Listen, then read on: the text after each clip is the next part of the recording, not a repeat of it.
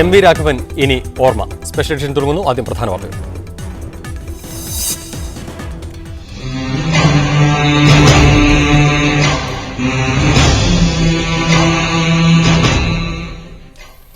MV. Raghavan ഇനി ഓർമ്മ.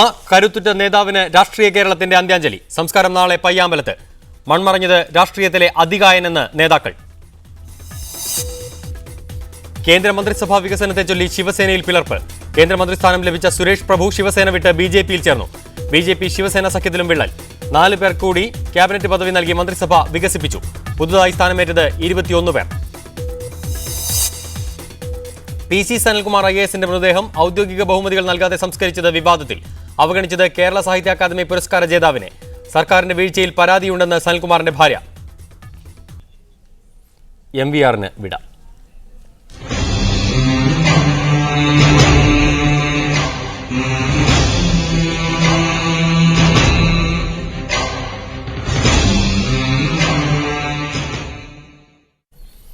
CMP നേതാവും മുൻമന്ത്രിയുമായിരുന്ന എം.വി. രാഘവൻ ഓർമ്മയായി. കണ്ണൂർ പരിയാരം സഹകരണ മെഡിക്കൽ കോളേജിൽ രാവിലെ 8:50-നായിരുന്നു അന്ത്യം. 81 വയസ്സായിരുന്നു. സംസ്കാരം നാളെ പയ്യാമ്പലത്ത് നടക്കും. ആരോഗ്യനില വഷളായതിനെ തുടർന്ന് MVR-നെ ഇന്നലെ വൈകിട്ടോടെ കണ്ണൂർ AKG ആശുപത്രിയിലും തുടർന്ന് പരിയാരം സഹകരണ ഹൃദയാലയയിലും പ്രവേശിപ്പിക്കുകയായിരുന്നു. രാത്രിയോടെ ഹൃദയസ്തംഭനമുണ്ടായി. പുലർച്ചെയോടെ ഇരുവൃക്കകളും പ്രവർത്തനരഹിതമാവുകയും ചെയ്തു. തുടർന്ന് 8:50-ഓടെയാണ് മരണം സ്ഥിരീകരിച്ചത്. മരണസമയത്ത് മക്കളായ ഗിരിജ, MV നികേഷ് കുമാർ, മരുമകൻ കുഞ്ഞിരാമൻ, CMP നേതാവ് പാട്യം രാജൻ എന്നിവർ ആശുപത്രിയിലുണ്ടായിരുന്നു.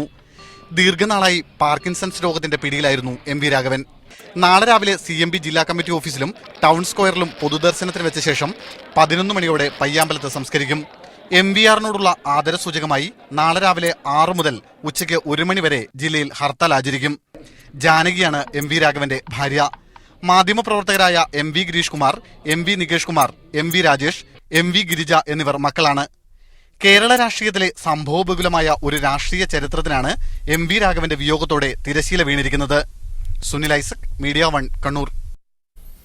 എം.വി. രാഘവന്റെ മൃതദേഹം ഇപ്പോൾ ബർണശ്ശേരിയിലെ വീട്ടിൽ പൊതുദർശനത്തിന് വെച്ചിരിക്കുകയാണ്. മുഖ്യമന്ത്രി ഉമ്മൻചാണ്ടി അടക്കം സമൂഹത്തിന്റെ നാനാതുറകളിലുള്ള 100 കണക്കിന് ആളുകൾ MVR-ന് ആദരാഞ്ജലികൾ അർപ്പിച്ചു. ബർണശ്ശേരിയിലെ വീട്ടിൽ നിന്ന് കൂടുതൽ വിവരങ്ങളുമായി സുനിൽ ഐസക് ടെലിഫോൺ ലൈനിൽ ചേരുന്നുണ്ട്. സുനിൽ, ഇപ്പോൾ ആരൊക്കെയാണ് അവിടെയുള്ളത്? പ്രമുഖ നേതാക്കളൊക്കെ എത്തിക്കഴിഞ്ഞിട്ടുണ്ടാവും.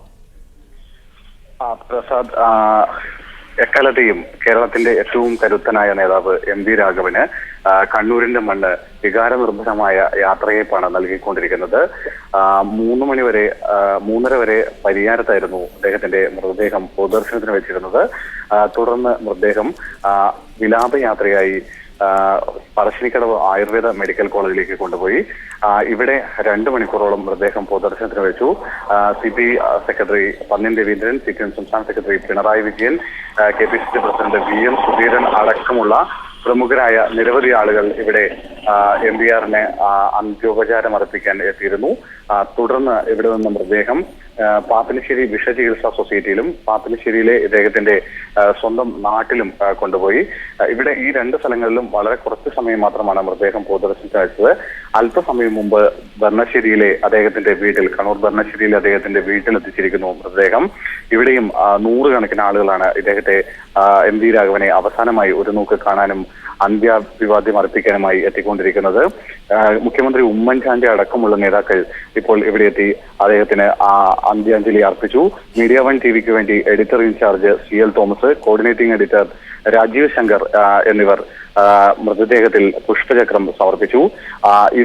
നാളെ രാവിലെ 8 മണി വരെ മൃതദേഹം ഇദ്ദേഹത്തിന്റെ വസതിയിൽ തന്നെയായിരിക്കും പൊതുദർശനത്തിന് വയ്ക്കുക. തുടർന്ന് മൃതദേഹം ഇവിടെ നിന്ന് CMP കണ്ണൂർ ജില്ലാ കമ്മിറ്റി ഓഫീസിലേക്ക് കൊണ്ടുപോകും. വിശദാംശങ്ങൾ നൽകിയത്. എം.വി. രാഘവനെ അനുസ്മരിക്കാൻ ഇപ്പോൾ നമ്മുടെ പ്രമുഖ CPM നേതാവ് ശ്രീ KN രവീന്ദ്രനാഥ്, ഒപ്പം ശ്രീ SR ശക്തിധരൻ, മുതിർന്ന മാധ്യമപ്രവർത്തകൻ, CPI നേതാവ് പന്ന്യൻ രവീന്ദ്രൻ, CMP നേതാവ് MK കണ്ണൻ, ലീഗ് നേതാവ് അബ്ദുറഹ്മാൻ രണ്ടത്താണി, ഒപ്പം CP ജോണിനെ ടെലിഫോൺ ലൈനിലും പ്രതീക്ഷിക്കുന്നു. ആദ്യം ശ്രീ SR ശക്തിധരൻ, ഈ സമയത്ത് എം.വി. രാഘവൻ്റെ രാഷ്ട്രീയ ജീവിതം അല്ലെങ്കിൽ CPM-ന് എം.വി. രാഘവനോട് ചെയ്തത്, എം.വി. രാഘവൻ CPM-ലായിരുന്നുവെങ്കിൽ കൂടുതൽ ശക്തനായനെ തുടങ്ങിയ എല്ലാ ചർച്ചകളും നടക്കും. എങ്ങനെ നീതി പുലർത്താം എം.വി. രാഘവനെ അനുസ്മരിക്കുമ്പോൾ? പഴയ ഒരു നേരിട്ട് കണ്ടിട്ടുള്ള ഒരാൾ നേരിട്ട് ഇടപെട്ടിട്ടുള്ള ഒരാൾ എന്ന നിലയ്ക്ക് MVRന്റെ ശക്തിയും ദൗർബല്യവും എങ്ങനെ വിലയിരുത്തുന്നു? MVR കേരള രാഷ്ട്രീയത്തിലെ വളരെ ശക്തനായ ഒരു പോരാളിയായിരുന്നു. എല്ലാ അർത്ഥത്തിലും പോരാളി എന്ന് തന്നെ അദ്ദേഹത്തെക്കുറിച്ച് പറയും. ഞാനൊക്കെ വിദ്യാർത്ഥിയായിരിക്കുന്ന കാലത്ത് അദ്ദേഹത്തിൻ്റെ പല പ്രവർത്തനങ്ങളെക്കുറിച്ചും അങ്ങനെ കേൾക്കാനും അതുപോലെ തന്നെ വായിക്കാനുമൊക്കെ ഇടയായിട്ടുള്ളൊരു കാലഘട്ടമായിരുന്നു. MVR ആ കാലഘട്ടത്തിൽ യുവാക്കളുടെ എല്ലാം ഒരു ഹരമായിരുന്നു തന്നെ പറയുന്നതിനകത്ത് യാതൊരു തെറ്റുമില്ല എന്നാണ് എനിക്ക് തോന്നിയിട്ടുള്ളത്. കാരണം MVRന്റെ ചുറ്റും എപ്പോഴും പാർട്ടിയിലെ പുതിയ യുവാക്കൾ എപ്പോഴും MVRന്റെ കൂടെ ഉണ്ടായി. MVR അവരെ ഒരു തൻ്റെ കുടക്കീഴിൽ കൊണ്ടു നടക്കുന്നത് പോലെ പാർട്ടിക്കകത്ത് അവരെ കൊണ്ടു നടക്കുമായിരുന്നു. അവരുടെ എല്ലാ കാര്യങ്ങളിലും പ്രത്യേകം ശ്രദ്ധിക്കുമായിരുന്നു. വിദ്യാർത്ഥികളുടേതായാലും മറ്റ് യുവാക്കളുടെ ആയാലും ഒക്കെ ആ കാര്യങ്ങളിൽ അദ്ദേഹത്തിൻ്റെ ഒരു പ്രത്യേക ശ്രദ്ധ തന്നെ ഉണ്ടായിരുന്നു. അതുകൊണ്ട് തന്നെ ആ കാലത്ത് മലബാറിൽ നിന്ന് ഒരുപാട് യുവ നേതാക്കന്മാർ അല്ലെങ്കിൽ യുവാക്കളായിട്ടുള്ള പ്രവർത്തകന്മാർ പാർട്ടിക്ക് ഉണ്ടായി എന്നുള്ളതൊരു വസ്തുതയാണ്. 1964 പാർട്ടി രണ്ടായതിനു ശേഷം നടന്നിട്ടുള്ള ഒരു പ്രവർത്തനങ്ങളിൽ MVRൻ്റെയൊക്കെ ഒരു ശക്തിയും അതുപോലെ തന്നെ അദ്ദേഹത്തിൻ്റെയൊക്കെ ആ ഒരു കഴിവും അത് നമുക്ക് നേരിട്ട് തന്നെ പലപ്പോഴും ബോധ്യപ്പെട്ടിട്ടുള്ള കാര്യങ്ങളാണ്. എനിക്ക് കൂടുതലും അദ്ദേഹവുമായിട്ട് പരിചയപ്പെടേണ്ടി വന്നിട്ടുള്ളത് പത്രപ്രവർത്തന രംഗത്തായിരുന്നു. കാരണം ഞാൻ തിരുവനന്തപുരത്ത് വരുമ്പോൾ അദ്ദേഹം MLA ആയിരുന്നു. 1972 ഞാനിവിടെ വരുമ്പോൾ MLA ആയിട്ട് ഈ കേരള നിയമസഭ മുഴുവൻ നിറഞ്ഞാടുന്ന ഒരു MLA ആയിട്ടായിരുന്നു MV രാഘവൻ എന്ന് എല്ലാവരും കണ്ടുകൊണ്ടിരുന്നത്.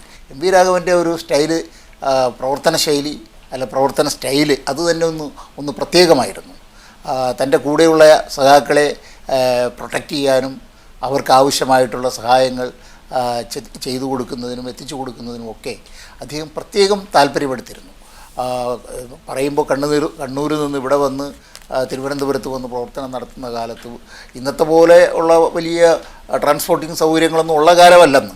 ആ കാലത്തും അദ്ദേഹം കഴിയുമെങ്കിൽ ഒഴിവ് കിട്ടുന്ന സമയത്തൊക്കെ സ്വന്തം നാട്ടിൽ പോയി അവിടെ പാർട്ടി കെട്ടിപ്പടുക്കുന്ന കാര്യത്തിലും മറ്റുമെല്ലാം അദ്ദേഹം വളരെയേറെ പ്രവർത്തനം. ശരി SRS, ഒരുപാട് കാര്യങ്ങൾ അനുസ്മരിക്കാനുണ്ടാവും. വ്യക്തിപരമായ അനുഭവങ്ങൾ കൂടി താങ്കൾക്ക് തീർച്ചയായും താങ്കളിലേക്ക് മടങ്ങി വരാം. ശ്രീ MK കണ്ണൻ കൂടി ചേരുന്നു, CMP നേതാവ്.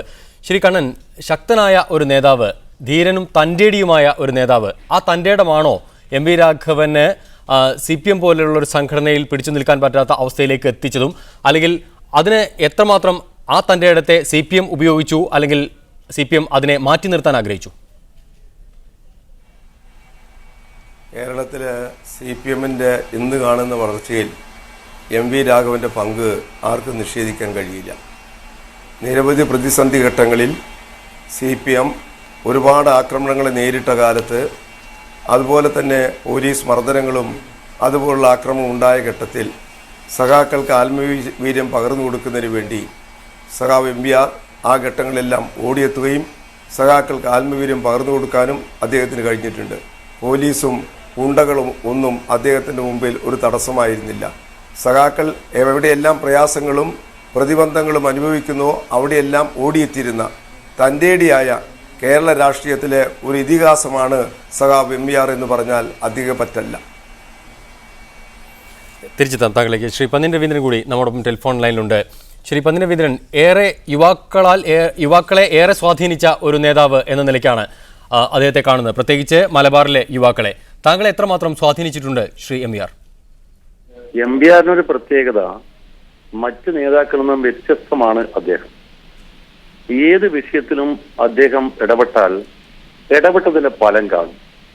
സാധാരണ രാഷ്ട്രീയക്കാർക്ക് പൊതുവെ എല്ലാ കാര്യങ്ങളും ഇടപെടുമെങ്കിലും അത് പലപ്പോഴും പ്രതിഷേധത്തിൽ ഒതുക്കും. MVR അങ്ങനെയല്ല. ഒരു വിഷയത്തിൽ ഇടപെട്ടാൽ അതിന് ഫലം കണ്ടേ തിരിച്ചു വരും. നിശ്ചയദാർഢ്യമുള്ള ഒരു രാഷ്ട്രീയ നേതാവാണ് അദ്ദേഹം. രാഷ്ട്രീയമായ അഭിപ്രായ വ്യത്യാസമുള്ള ആളുകൾ തന്നെയായാലും MVRനൊരു ഭാവം, അദ്ദേഹത്തിന്റെ ശബ്ദം, അദ്ദേഹത്തിന്റെ സംസാരം, പ്രസംഗ ശൈലി, ഇതൊക്കെ തന്നെ കേരളത്തിലെ സാധാരണ ജനങ്ങളെ നന്നായി ആകർഷിച്ചിട്ടുണ്ട്. അദ്ദേഹം പറയുന്ന വാക്കുകൾക്കൊക്കെ സത്യസന്ധമായ കാര്യമാണ് എന്നുള്ളൊരു ബോധം മനുഷ്യ മനസ്സിൽ വല്ലാതെ സ്വാധീനിച്ചു. അതുകൊണ്ട് തന്നെ MVR എന്ന് പറയുന്ന കമ്മ്യൂണിസ്റ്റുകാരനെ MVR എന്ന് പറയുന്ന പൊതുപ്രവർത്തകനെ ജനങ്ങൾക്ക് മനസ്സിന്റെ ഉള്ളിനുള്ളിൽ ഒരു സ്ഥാനം കൽപ്പിച്ചിരുന്നു. അതുകൊണ്ടാണ് നിങ്ങൾക്കറിയാം ഈ CPM നിന്ന് വിട്ടതിന് ശേഷം അദ്ദേഹം തെരഞ്ഞെടുപ്പിൽ അഴീക്കോട് നിന്നാണ് വിജയം നേടിയത്. അഴീക്കോട് എന്ന് പറഞ്ഞാൽ ഇടതുപക്ഷ മുന്നണിക്ക് നല്ല സ്വാധീനമുള്ള മേഖലയാണ്.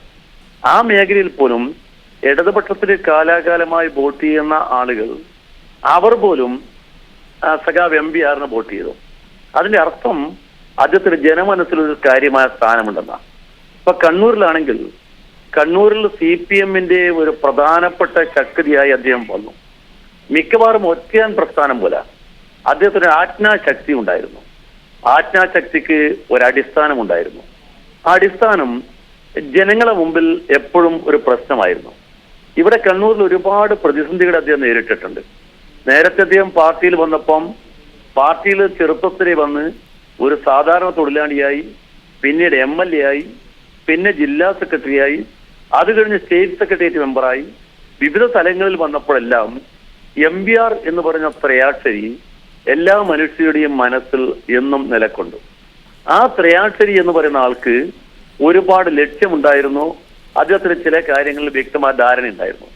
അദ്ദേഹം ശരിയെന്ന് കാണുന്ന കാര്യത്തിന് ആ കാര്യത്തിന് ശരി തെളിയിക്കാൻ വേണ്ടി ഏത് അറ്റം വരെയും പോകും. ശ്രീ മധുരവീന്ദ്രൻ തിരിച്ചെത്താൻ താങ്കൾക്ക്. ശ്രീ CP ജോൺ, താങ്കൾ ടെലിഫോൺ ലൈനിലുണ്ട്.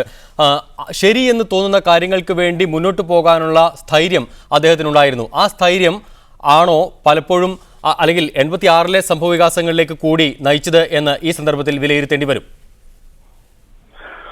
തീർച്ചയായിട്ടും അദ്ദേഹം ധൈര്യത്തിന്റെ പ്രതീകമായിരുന്നു.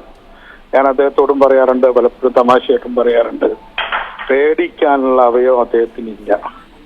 തലയിൽ പേടി ഉൽപ്പാദിപ്പിക്കുന്ന കോശങ്ങളില്ലാതെയാണ് MVR ഉണ്ടായത് എന്ന് ഞങ്ങൾ പലപ്പോഴും തമാശ പറയാറുണ്ട്. കാരണം ഭയം എന്താണെന്നറിയില്ല. അതുകൊണ്ട് തന്നെ കമ്മ്യൂണിസ്റ്റ് പാർട്ടിക്കകത്ത് വന്നതിന് ശേഷം കമ്മ്യൂണിസ്റ്റ് പാർട്ടി പാവപ്പെട്ടവർക്ക് വേണ്ടി പോരാടുന്നതോടൊപ്പം തന്നെ കമ്മ്യൂണിസ്റ്റ് പാർട്ടിക്കകത്ത് രാഷ്ട്രീയ പോരാട്ടം നടത്തണമെന്ന കാര്യത്തിൽ അദ്ദേഹത്തിന് നിർബന്ധം ഉണ്ടായിരുന്നു. അതല്ലാതെ നേതൃത്വം പറയുന്നത് എന്തും വിഴുങ്ങുക എന്ന രീതി അദ്ദേഹത്തിന് ഉണ്ടായിരുന്നില്ല. അതിന്റെ അടിസ്ഥാനത്തിലാണ് 85-ൽ അദ്ദേഹം ബദൽ രേഖയുമായിട്ട് മുന്നോട്ട് വരുന്നത്. ആ ബദൽ രേഖയുടെ ആശയം എന്തായിരുന്നു? മറ്റൊന്നും ഒറ്റ വാചകത്തിൽ പറഞ്ഞാൽ ഭൂരിപക്ഷ വർഗീയത ശക്തിപ്പെടുന്നു EMS പറഞ്ഞു. അതിന്റെ കാരണം ന്യൂനപക്ഷ രാഷ്ട്രീയ കക്ഷികളുമായിട്ടുള്ള സഖ്യമാണ്. MVR എതിർത്തു. അതുകൊണ്ട് തന്നെ ന്യൂനപക്ഷ രാഷ്ട്രീയ കക്ഷികളുടെ സാന്നിധ്യവും അത്തരം കക്ഷികളുമായിട്ടുള്ള സഹകരണവുമാണ് ഭൂരിപക്ഷ വർഗീയതയെ ശക്തിപ്പെടുത്തുന്നത് എന്ന വാദത്തെ തോൽപ്പിക്കാനാണ് അദ്ദേഹം വലിയ തരത്തിലുള്ള പോരാട്ടം നടത്തിയത്. പക്ഷെ ആ രാഷ്ട്രീയ പോരാട്ടത്തിനാണ് ഞങ്ങളെല്ലാം പിന്തുണ കൊടുത്തത്. ആ പിന്തുണ കൊടുത്തതിന് ശേഷം പെട്ടെന്ന് അത് സംഘടനാ പ്രശ്നമായി. അദ്ദേഹം കുലുങ്ങിയില്ല. അദ്ദേഹത്തിന്റെ പേരിൽ ഉണ്ടായ ആക്ഷേപം അല്ലെങ്കിൽ ആരോപണം ഇന്നത്തെ ദിവസം ആലോചിക്കേണ്ടതല്ലെങ്കിൽ പോലും സൈക്ലോ സ്റ്റൈൽ ചെയ്തു എന്നുള്ളതാണ്. 110 കോപ്പി സൈക്ലോ സ്റ്റൈൽ ചെയ്തെടുത്ത് ആർക്കൊക്കെ കൊടുത്തു എന്ന് തുടങ്ങിയിട്ടുള്ള സംഘടനാ പ്രശ്നമായി. പിന്നീട് അദ്ദേഹത്തിന് വ്യക്തിപരമായി തേജോവധം ചെയ്യാൻ തുടങ്ങി. അപ്പോ ഉടനെ തന്നെ അദ്ദേഹം തീരുമാനിച്ചത് എന്നാ പിന്നെ നമുക്ക് ഒതുങ്ങി കഴിയാന്നല്ല, മറിച്ച് കമ്മ്യൂണിസ്റ്റ് പാർട്ടിക്ക് അങ്ങനെ ഒരു കുഴപ്പമുണ്ടെങ്കിൽ, ജനാധിപത്യ കുറവ്, ഒരു ഡെമോക്രാറ്റിക് ഡെഫിസിറ്റ് ഉണ്ടെങ്കിൽ അതിനെതിരായി കൂടി ഫൈറ്റ് ചെയ്യണമെന്നാണ് അദ്ദേഹം തീരുമാനിച്ചത്. അങ്ങനെയാണ് ഞങ്ങൾ എല്ലാവരും തന്നെ അദ്ദേഹത്തോടൊപ്പം നിന്നത്. ഞങ്ങളിലൊക്കെ ഭീരുത്വത്തിന്റെ അംശങ്ങളുണ്ട്. പക്ഷേ ആ ഭീരുത്വമൊക്കെ ഏതാണ്ട് പാത്രം കഴുകി വൃത്തികേട് കളയുന്നത് പോലെ അദ്ദേഹം വളരെ ലാഘവമായിട്ട് ഞങ്ങളിൽ ഓരോരുത്തരുടെയും ഭീരുത്വം കഴുകിക്കളഞ്ഞുകൊണ്ട് ഞങ്ങളെ ഓരോരുത്തരെയും ശക്തരാക്കാനുള്ള ഒരു പ്രത്യേക കാന്തിക ശക്തി അദ്ദേഹത്തിനുണ്ടായിരുന്നു. അതിന്റെ അടിസ്ഥാനത്തിൽ അദ്ദേഹം CMB കെട്ടിപ്പടുത്തു.